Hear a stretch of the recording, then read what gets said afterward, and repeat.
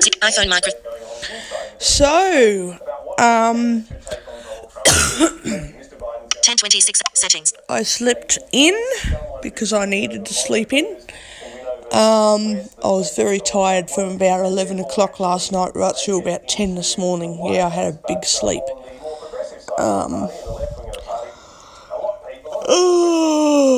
It's a bit cold today, a little bit cold. I need to do some more reading. Oops, hang on. Change the channel for TV. I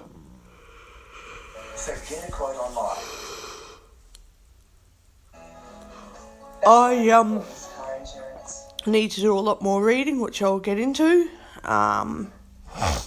Do you ever feel like your search for a hotel is just going round? I've been going backwards and forwards between reading one book and then reading another book so that I complete both books. I'm also trying to get used to playing Spider Solitaire 2 suits, which is spades and hearts, I think, which is really difficult.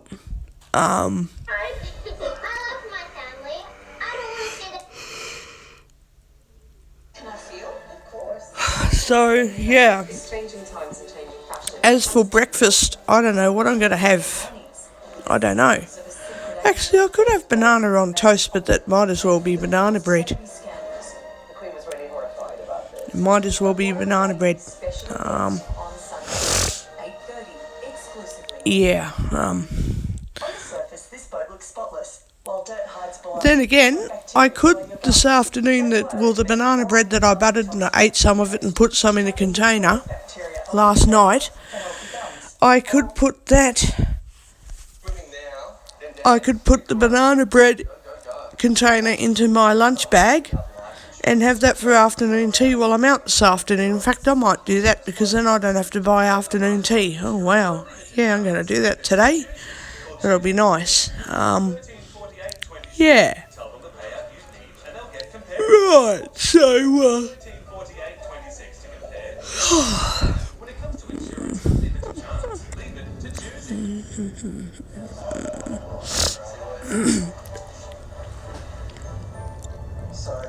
yeah, I might do that. I might pack in banana loaf, and what else am I going to pack in for afternoon tea? I might pack in a sandwich, yeah, with pickles on it and lettuce. Yeah, I might do that. Yeah, I might do that. And then for dinner tonight, I want to have bacon and eggs, and I will be able to pick up my things from the Queensland Blind Association this afternoon. I can't wait to put that on recording. I'll be picking things up this afternoon. And then tonight, I know you won't be able to physically see it, but I'll have a special pair of tongs set up for vision impaired and blind users. They're essentially a meat flipper, but there are two flips that act as tongs. So when you put one flipper underneath, say, a piece of steak or chicken, you then press the other flipper down over top of it so that it grips between the little flipper surfaces, and then you turn the entire flipper over and then gently drop the meat out of the flipper onto the pan, just gently, so that it doesn't, flick out of the pan or anything like that. But you're essentially using the flipper as if it was one of your hands gripping something and turning it over, except that you're gripping something hot. So you're not using your hand, you're using a flipper like it's a hand, and you're flipping your extended hand over, touching your hand, as in the flipper hand, onto the pan, so you can hear it go clunk when you touch the pan, the bottom of the frying pan where it's really hot. sizzling goes the meat, and then you think, yep, the meat's touching the pan. So then you're essentially using that hand like it's a fist it's not a fist, but you're essentially allowing the flipper to let go and then sliding the meat, whether it's with a fork or your other left hand with your left or right hand with your fingers, gently moving it off without burning yourself too much. So you might want to use a fork or something. But you're manoeuvring the meat off the flipper by jiggling the flipper onto the pan until the meat comes off, or slipping it with a fork. But it's so much freaking easier if you've got a large surface area, sandwiching a piece of meat and then flipping the whole device over, and then allowing the meat to slip off back into the pan, rather than using a small pair of tongs, which is a long pair of tongs in the first place, with a really narrow end. And then you got to pick up this gigantuan piece of meat, which is probably not as gigantic as you would expect. It's a chicken schnitzel or a piece of steak. But these tiny little pincers of tongs versus a piece of plump, fattening chicken schnitzel. And I can't see what I'm doing, and I think I've picked up the piece of chicken, but in fact the tongs haven't gone under the chicken correctly, so I've put the tongs under the chicken, but I haven't what's the bloody word, put the tong forceps end under the chicken properly. So when I flip it over, I've flipped it half over, so it's the chicken sitting on the pan and half of it is folded over, so that, how do I say it, the chicken is folded rather than flipped over, if that makes any bloody sense to you. It probably doesn't, but it's the best way I can explain it. And I'm just like, And I've been nagging and complaining for years about that. And O&M instructors, occupational therapists, my family, what are you talking about? You just flip the tongs over, you flip the meat over. I said, it's a bit hard when you can't see. And I said, what are you talking about? It's easy, you can feel what you're doing. And I'm like, yeah, I can feel what I'm doing. What I can't feel is, did I flip the bloody thing over properly or not? So when I bring these new tongs home, I'm going to practice with them tonight with doing bacon and eggs. And I'm going to have to show. Oh, I could do chicken schnitzel too now. I could do crumb steak as well. No, I'm going to do bacon, steak and eggs. See, I can do a lot more things now because it's basically two flippers turned into a pair of tongs, so that the forceps is actually the flippers, not the forceps. It's the forceps end of the tongs that are two flippers that you sandwich your food in. So rather than pick it up with a pair of pincer forceps tongs, you know what a typical pair of tongs feels like. Rather than pick up the meat with a pair of tongs and flip it over and risk, I don't know, dropping the meat in the process because you didn't pick it up properly when you thought you had, or you've got it in the tongs, but when you go to flip it over, they slip and the meat flips over, but it doesn't sit flat in the pan properly because of the way you've flipped it, but not set the tongs properly under the meat when you think you might have done. I mean, that's just all bullshit. I can't handle that anymore.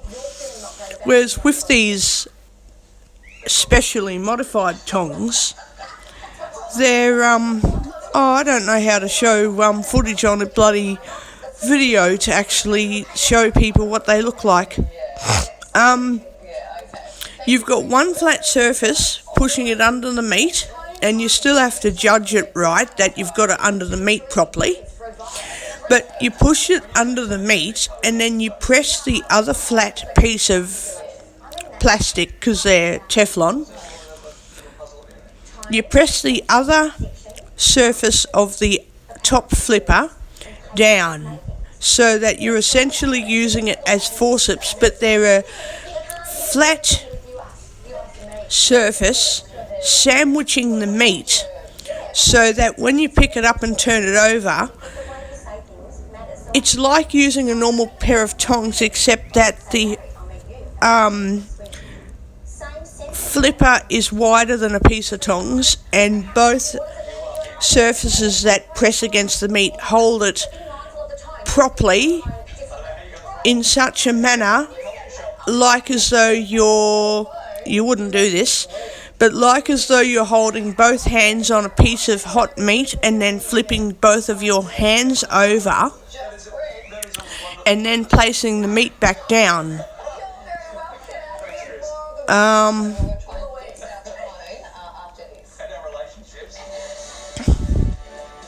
Yeah, it's a new invention after I don't know how many other people will have complained and insisted on something for blind people to help them flip meat properly, but obviously something occurred for this new invention to come out. But I feel it's pretty innovative, because you've got a large surface area going under a piece of meat, then another large surface area that you press down onto the top of the meat. Then you're tipping the entire device over, and then that two flat surfaces sandwiching the meat are like putting your two hands on a piece of meat and flipping your hands over and putting the meat down. It's not like having a pair of tweezers trying to flip a large piece of bloody meat, and then you flip the tongs over, but the meat slips off the tongs, or you flip it over, but the weight of the meat causes the meat to sit wrong in the frying pan, so that it's not flat against the pan. But with the tongs, it's hard to tell that I've not set the meat down properly, because I've got these stupid friggin' long tongs feeling around in the pan, feeling if the meat is flat or not, and then flattening the meat after I've tipped it over, and I probably haven't even flipped it over, and I probably haven't even flipped the fucking meat over properly in the first place. So yeah, just yes. Like, what the fuck else am I meant to do? You know? Like, seriously, what the fuck? You know?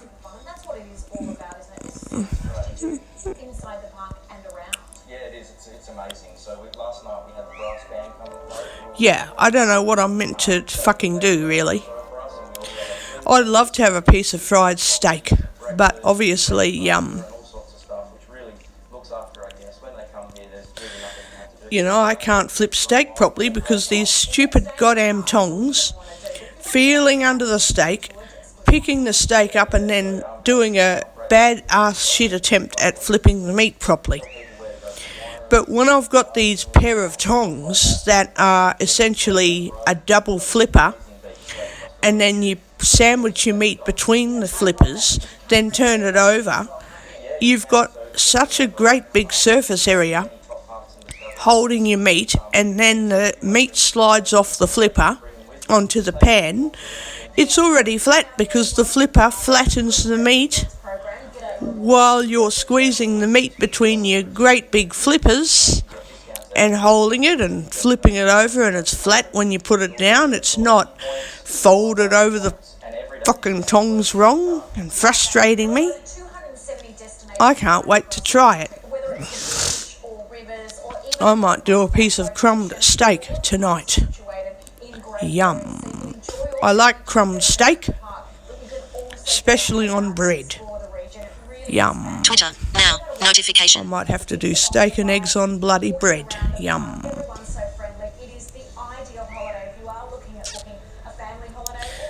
Yum.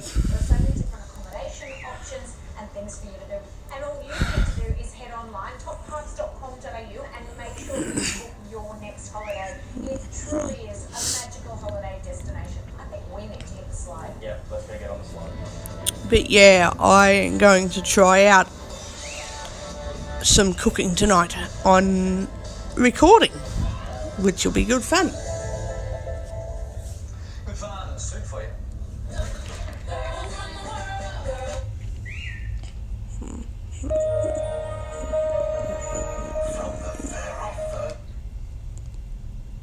The Bonnie and Clyde story is incredible. Let me ask you this, Jack. Has anybody ever made you an offer on these? There's not a whole lot of people. They really know their flavours and their food. I really think. I might try and find a music channel on TV. Where is a music channel?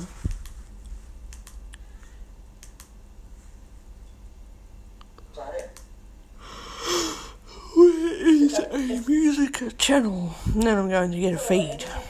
Dip a little of that. The best impersonation. Bill! Come on, music. This control isn't working. Report it on his behalf today. Well, Fucking remote control. the Results. Ever. 19, top of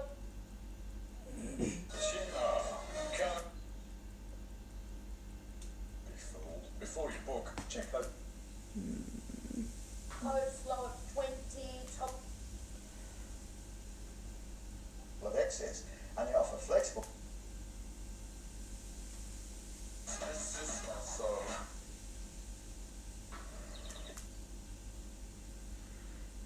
Sich lieber No music.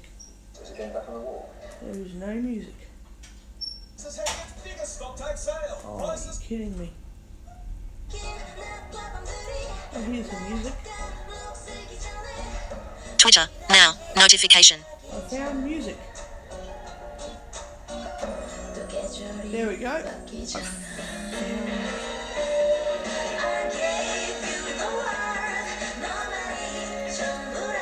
What other music we got here? No, I want this other channel. Okay. Now that music channels is... There's music channels on TV now. So if I don't want complete quietness in the unit, but I want music on in the background from TV, because tuning radio in my fucking phone does a lovely job of using up my data, doesn't it? It does. Yes, it bloody does. So the only other way around it is to put my TV on and put it onto a music channel, which they've got now, and it's just music all day and all night. It's just music, which is what I Twitter, want. now, notification. I wonder what Twitter Recorder HQ. notifications I've Twitter. got. None. YouTube, Combank, WordPress, Net, Recorder HQ. Recorder HQ. Settings, button, muted. Speech I'll off. be going into Vision Australia next week. That is going to be fun. It's going to be fun going into VA next week. I'm going to get my laptop sorted. Ooh, cool. Right.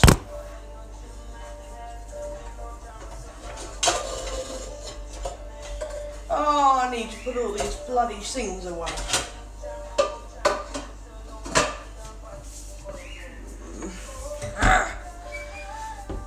Yeah. Okay.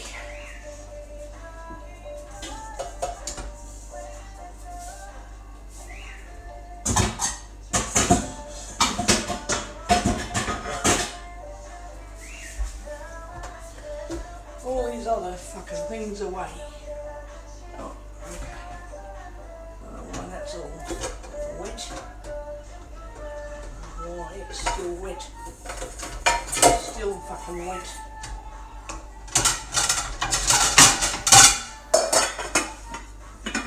Okay.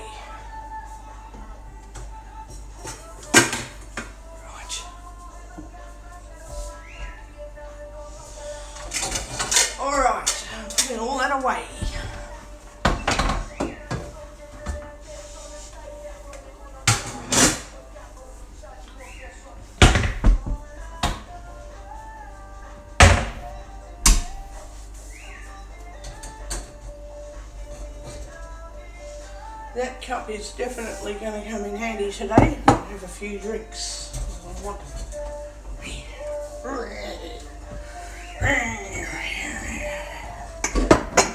drinks. Right. There's a fucking cup there. God, Jesus.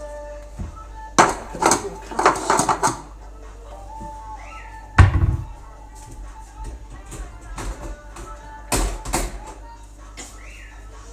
Throw these fucking tongs in the bin, I think. And they have a purpose, they have a place.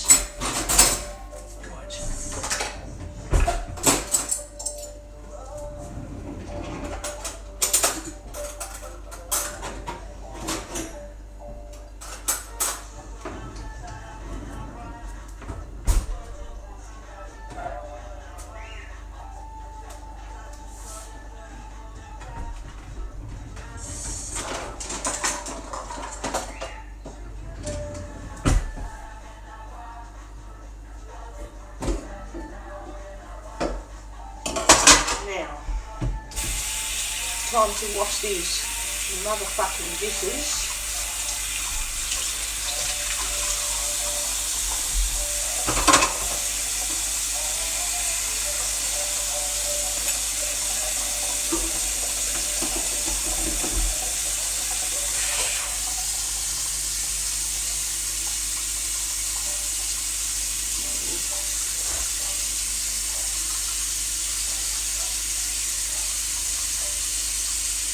Come on now. I'm getting more shopping on Saturday. I'm getting some new dishcloths because the ones that I've got, some of them are worn out to smithereens. So I have to replace the stupid bastards. And when I've done the dishes, I'm going to make a friggin' coffee. A friggin' coffee. So I'm going to turn that filter on just to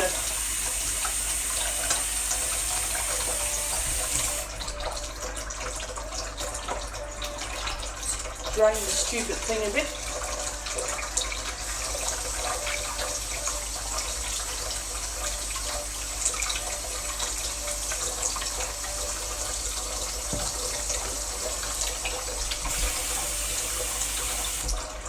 Okay.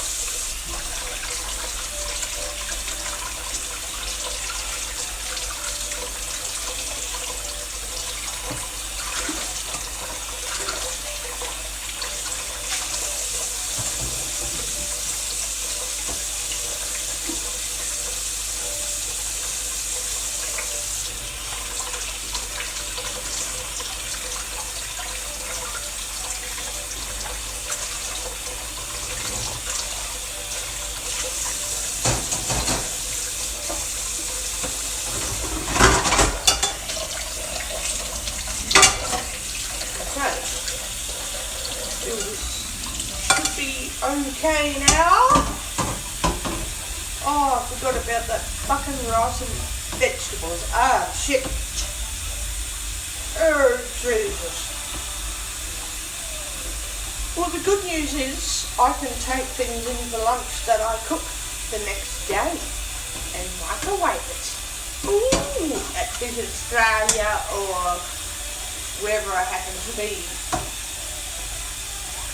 able to use a microwave. That Guide Dogs or whatever facility has a microwave. Awesome. Very fucking awesome.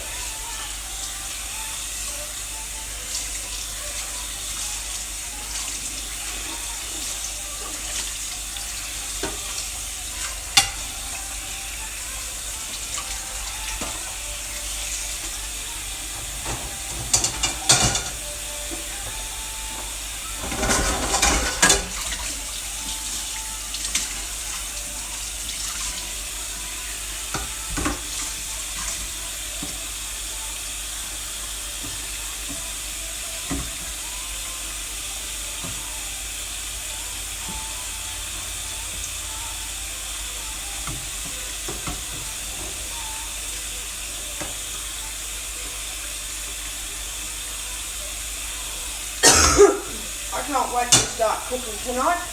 Can't friggin' wait. I'm too excited.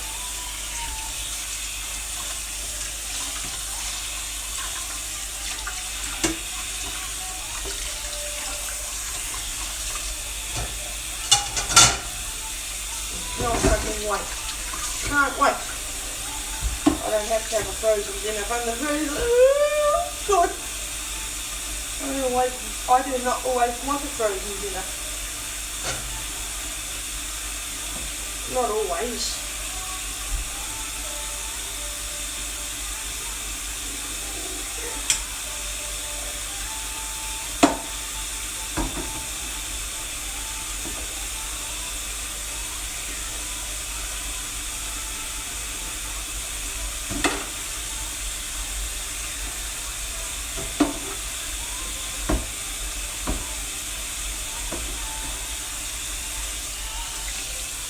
So yeah, after I bring the things home tonight, I'll have the option of doing roasts and using the tongs for certain things and the flippers for other things, and bloody God, all my options will be all open to me tonight. Like, amazing.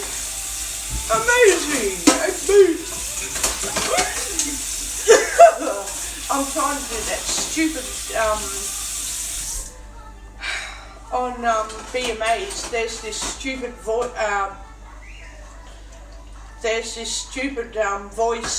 advertisement, and they say amazing, like in that stupid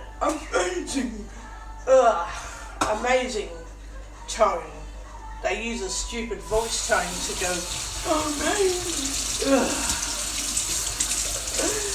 I will have to show you a YouTube BMAs video. The channel is called BMAs, but I have to show you how funny their videos are. Yeah, they do educational videos, but the very start, the introduction is bloody hilarious. It's fucking funny as. So yeah, now I've got the background music on the TV and it's not all quiet all day unless I want to turn the TV off, which I can at any time.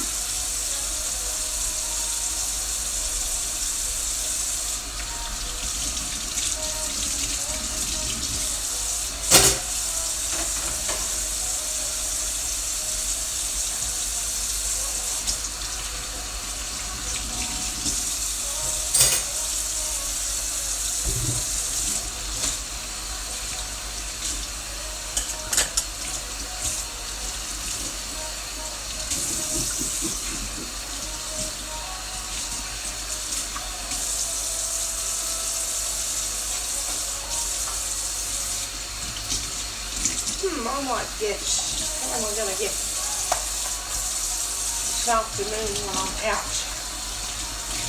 I think before I come home I might get hot chicken.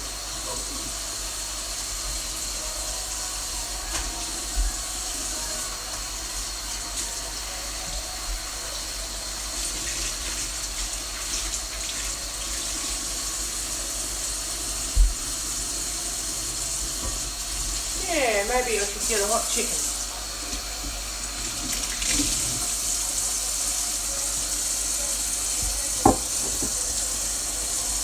tidy up this stuff all over the backyard. Bloody shit everywhere.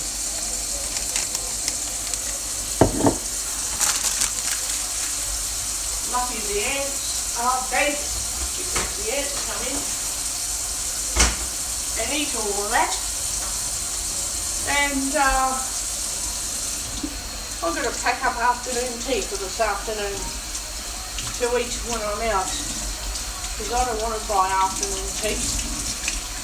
I mean, I wouldn't mind if I just buy a coffee and then eat afternoon tea that I bring from home. You know, if I did that, if I brought food from home and I still needed a drink and I decided, no, I'm not going to bring a drink along today, I'm going to buy one, then yes, I would simply bring along some water and buy myself a flavoured drink.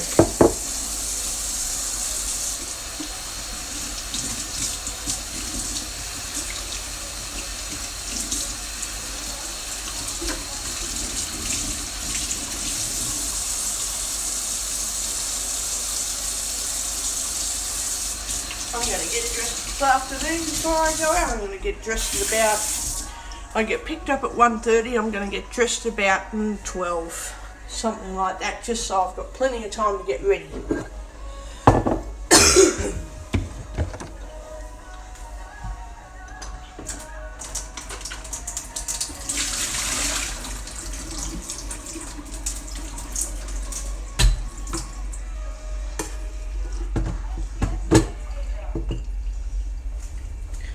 Okay. Right. I'm going to drink the rest of that juice, I think. Drink it all. If I can find the bloody shit. Oh, it's in here. And have some bit of meat and there's bacon there. I'm going to have it for tea tonight. Yum. I'm going to leave the apple juice out because I'm going to drink it all. It's orange, apple and mango. I'm going to drink all of that because I want to.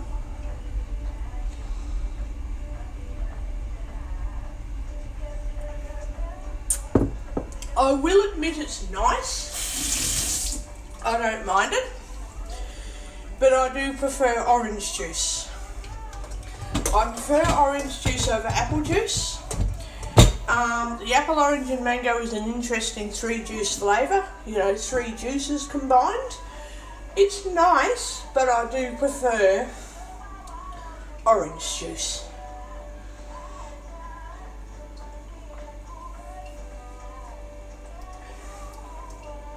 I think they use red apples in this too. I prefer green apples. Oh well.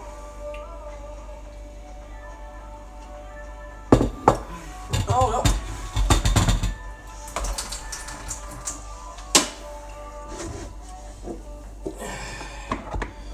Here we go, time to boil some water.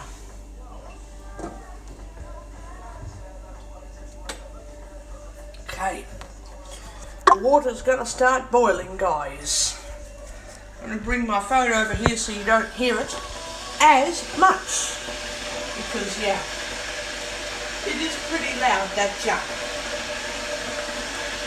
So I'm standing at the opposite bench now, and the jug is on the bench nearer the sink, and I'm on the bench opposite the sink, and it means the jug is loud, but excuse me, but I'm not talking with my face practically next to the jug. Not that it's next to the jug, but it might as well be. And the phone is not next to the jug either, so when I speak you can hear the jug in the background, nice and loud, but my voice, my body and my voice is speaking towards the phone and away from the jug, so while you can hear the jug talking, while you can hear the jug humming, you can also hear me talking, because I and my phone are not right near the jug.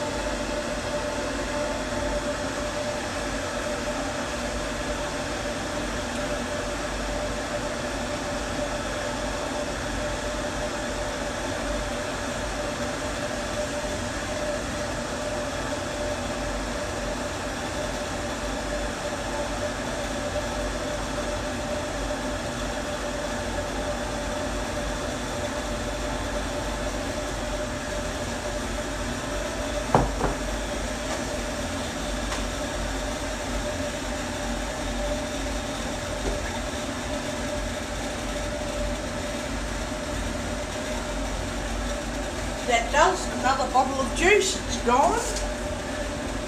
Gone. Gone. Absolutely finished.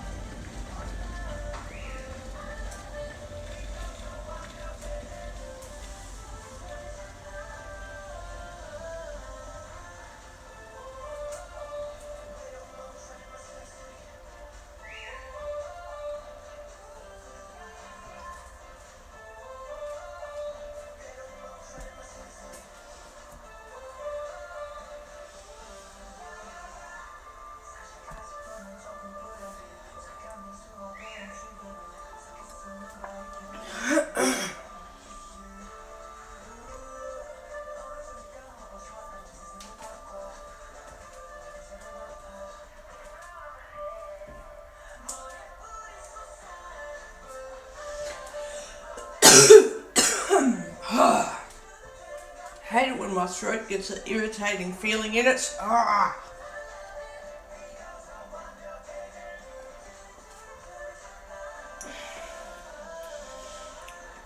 Now I know why the doctor wants to make sure that I have a normal appetite. It's quite obvious that everybody does have to eat and drink.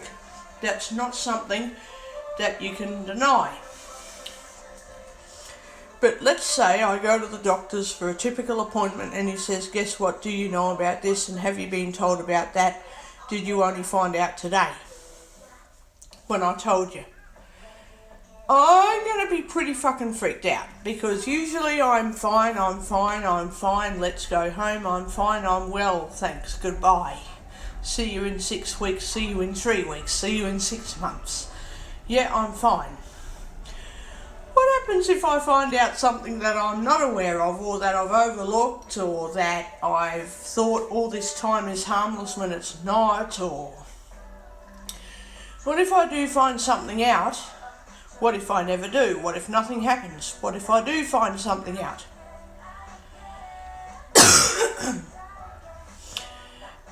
Okay, eating and drinking is, yeah, everyone has to eat and drink, otherwise you might as well be considered anorexic, which is a medical emergency, right? So that's pretty obvious. He checks that way, he checks everybody, okay, but the biggest concern he's got with me is, the doctor has with me is, what if he does find something that needs fixing? He wants to make sure I'm eating and drinking, and he likes to be specific. He doesn't care if I have 8 cups or 20 cups as far as he's concerned of water a day. He doesn't care how many breaths I take every minute unless he thinks he's concerned enough he'll put a monitor on and find out. If he's that worried, he'll want to do that. But he does all of those things because if he says, guess what, do you know about this? I've told you today, did you know about this any other time? No. He'll want to know that I've been drinking and eating really, really well. Like very hyperactive, very well. hyperactive and I have to keep drinking because I'm hyperactive and I'm talking and talking and I need to keep drinking to stop my mouth going dry and to stop me from sweating too much. You know, if I sweat too much and I don't drink enough, I'll get dehydrated because I keep running around.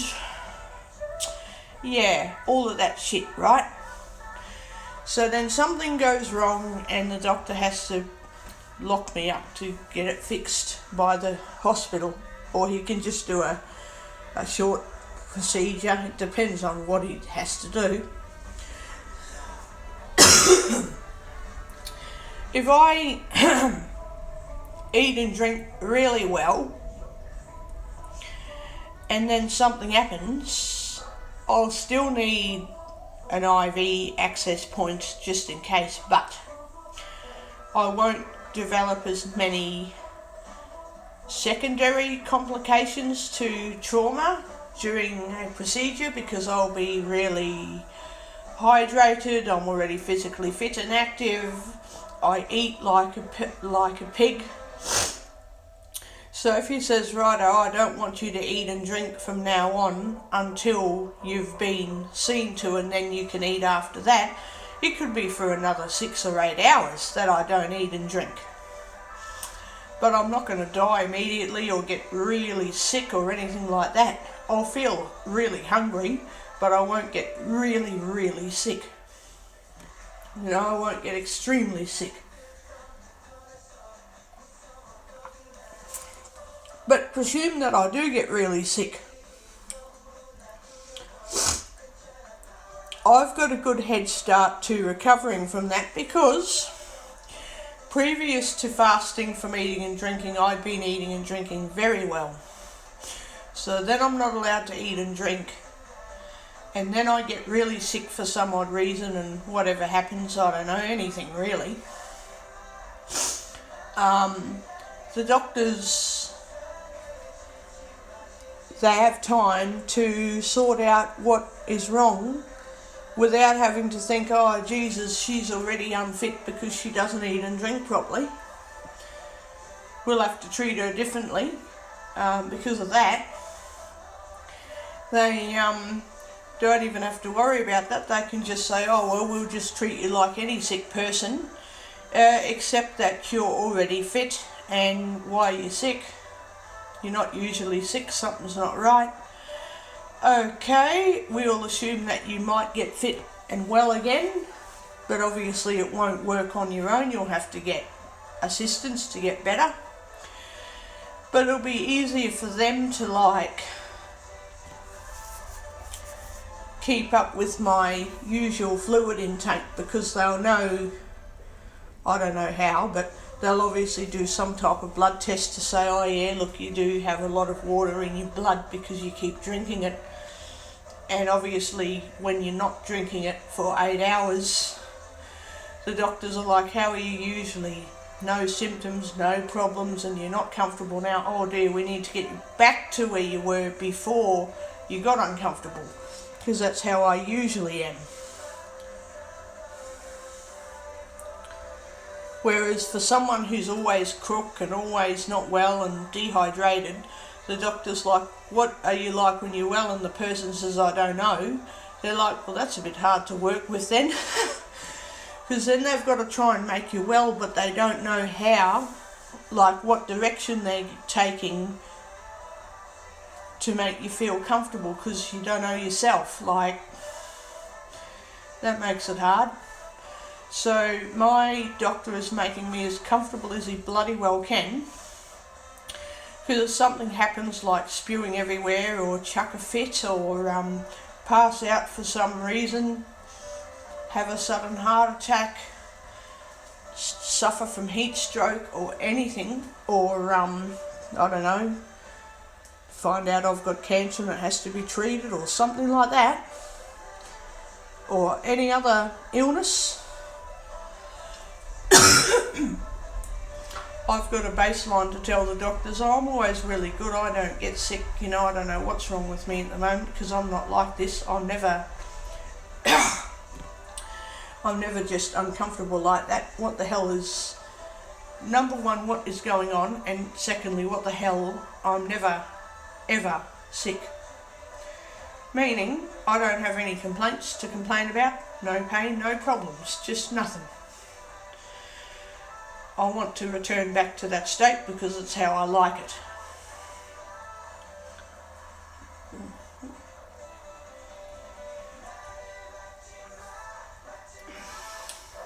So yeah.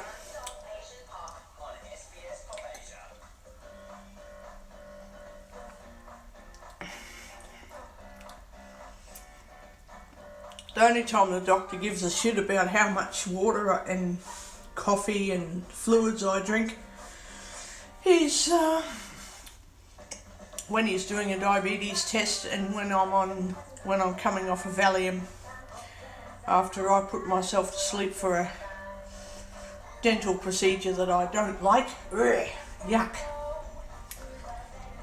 He has to then do a whole lot of checks to make sure I'm not going to die suddenly.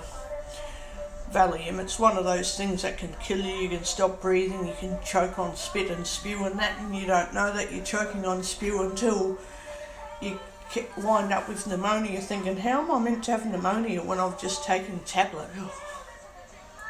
But they're the things that can happen. So we had to do some checks to make sure it wasn't going to happen, and it didn't. And me and the doctor never thought it was going to happen, but he didn't want to overlook it and then get sued if I die. Whereas if he does everything right and I die, then he won't get into any trouble. And if it is presumed that I am going to die, he'll quickly put me into the intensive care unit and keep me alive, won't he? So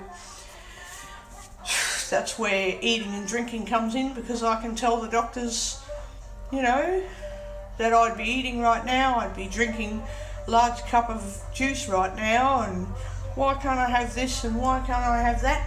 And I'll probably end up going home a lot faster than if my baseline was I'm always a crook and I'm never comfortable and I can't drink properly because I'm not well, feel nauseous all the time. Like, there wouldn't be a good baseline to work towards.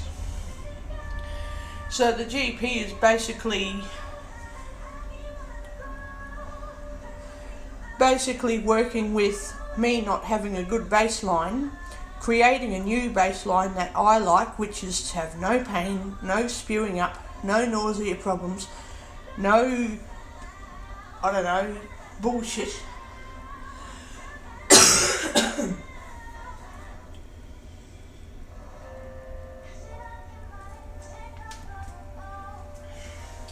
And all that. So yeah.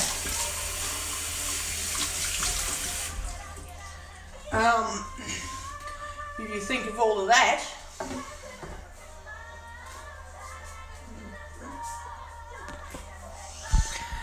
then he's looking for a good baseline that he obviously ticks off in a graph or he does something, until he can find that there's no better way to keep me comfortable, because I'm as comfortable as you could get if you tried. I'm as true north as they can possibly get. If you told me to face true north, I couldn't face more north than if you tried to face me any further north, I'd probably end up in outer space. So yes, that is what I'm talking about. So he's got me in such a dead straight path of I'm fine, I'm fine, I'm fine.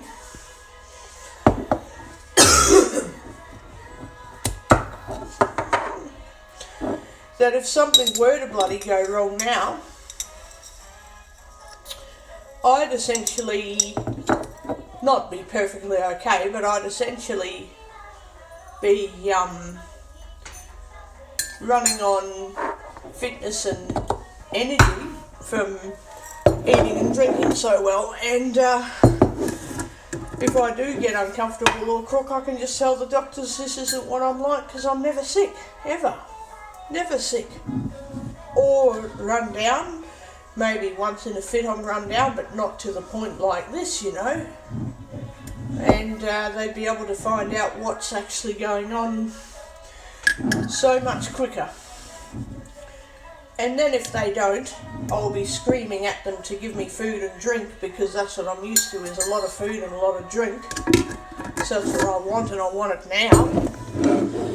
And I'd either be allowed to have it, or they might say, no, we have to give it to you through the vein instead. It's just what needs to happen, because otherwise you'll get sicker, depending on why and what's wrong. And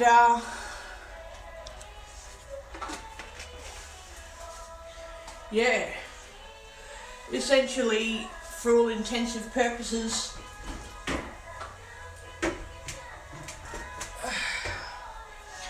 the doctor has to have me as well-to-do as possible. Even when I am sick, I need to be as well-to-do as feasibly possible, because that way I will have a better chance of survival and a better recovery rate. So instead of recovering somewhat and I'm sick for 6 months or whatever, it might only take me 1 month, 4 weeks as opposed to 12 weeks or longer to recover. It'll take at least 4 weeks to recover instead of bloody 6 months, and I'll be right.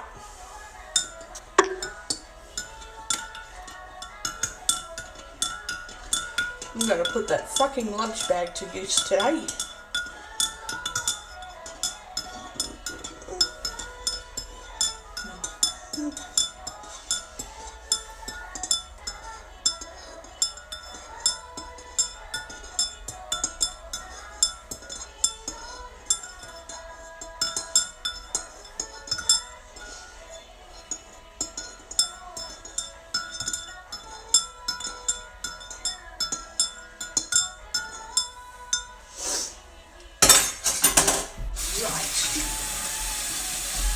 Now I'm going to wipe the table.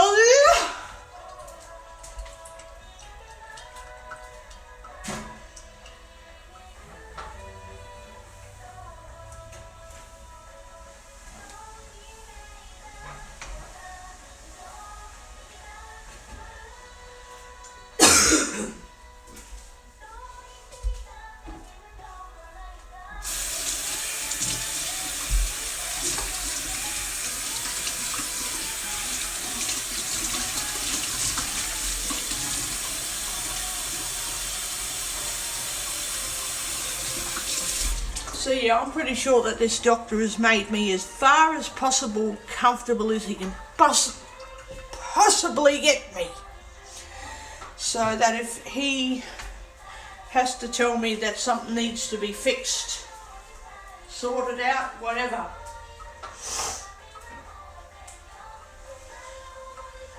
then he can get it sorted straight away. Even like, what if I get a stomach bug or something? If I get a stomach bug, I'll take a day to recover instead of 2 weeks. And that virus that one of the Vision Australia clients caught, I think it was last year, it took her 3 months to get rid of it. Now, she was severely nauseous and very severe vomiting and everything. If I was in her position, and we're all different people, so she's a lot older than me, but that doesn't really count considering I can't handle things like that. I'd end up bloody dying. I'd need to be friggin' wrapped up in friggin' bubble wrap for a week. So yeah, that doctor is trying to cover for everything that he knows I can't handle.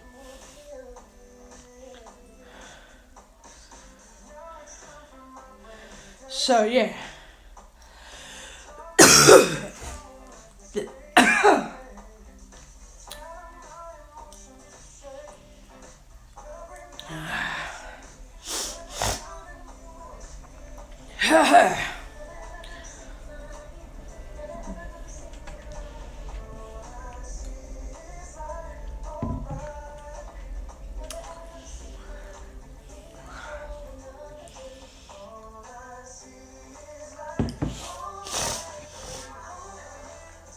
So yeah, with all of that bloody considered, well,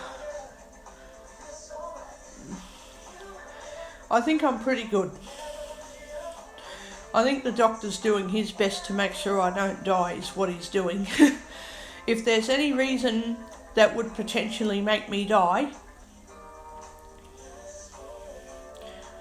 all of this eating and drinking and exercising as often as I like, as often as I can, is essentially keeping me alive so that if I do clinically, for all intensive purposes, pass out and die, I'm fit enough to come back to life.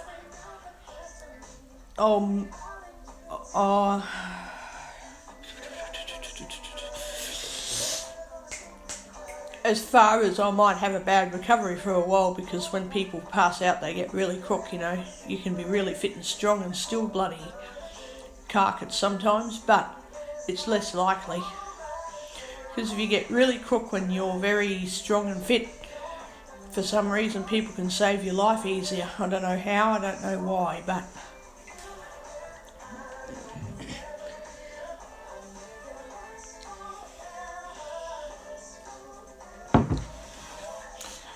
essentially, the more time we can buy to make me come out of any bad situation, the better it is for the doctor to keep me going.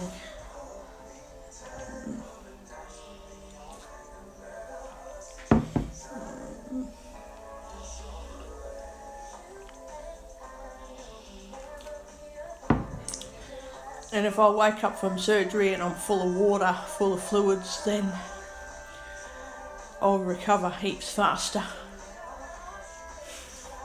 Probably wouldn't even care at that point anyway.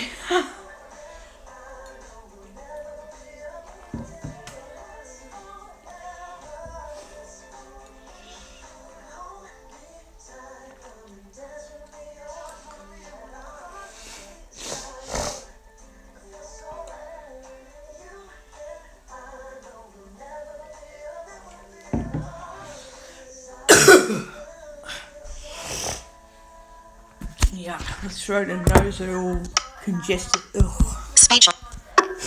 Pause. Pause. Stop. Button. Yuck. Congested nose. Ugh.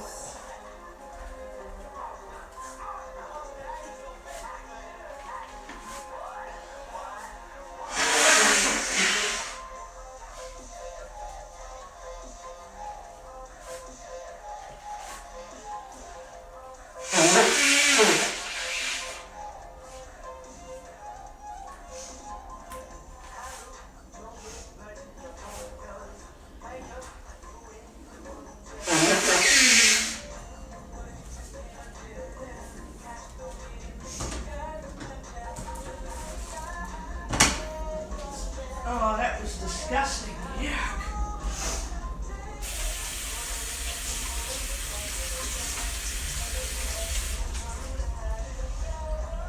That was absolutely disgusting. Ugh. I had all this stuff, gunk in my nose. Yuck. Ugh. Absolutely disgusting. Ugh. Yuck. Ugh. Oh, I hate it when I wash my hands and it doesn't come off. Ew! Oh, yeah.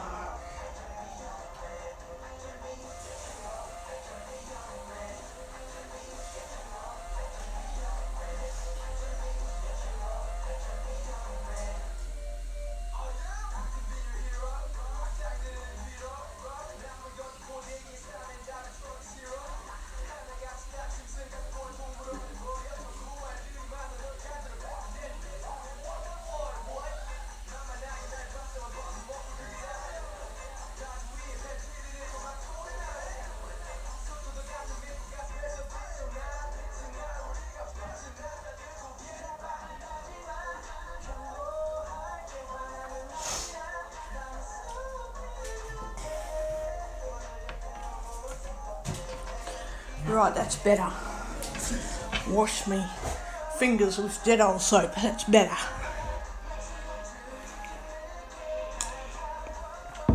It's heaps better. Stop. Pause. Button.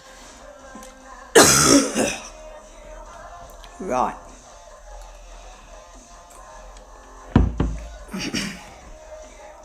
So, how did everybody go last night listening to my Spider Solitaire game? It was a hard game, I must say. It was very difficult. I'm actually trying to get used to Spider 2 Suits. I actually want to show you how difficult that game is. I do, yes. Spider 2 Suits versus Spider 4 Suits. Oh my god, I don't think so. Anyway.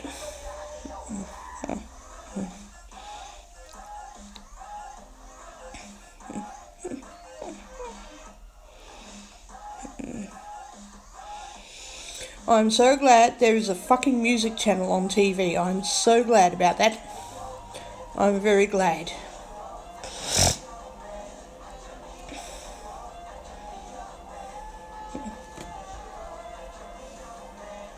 Stop. Button.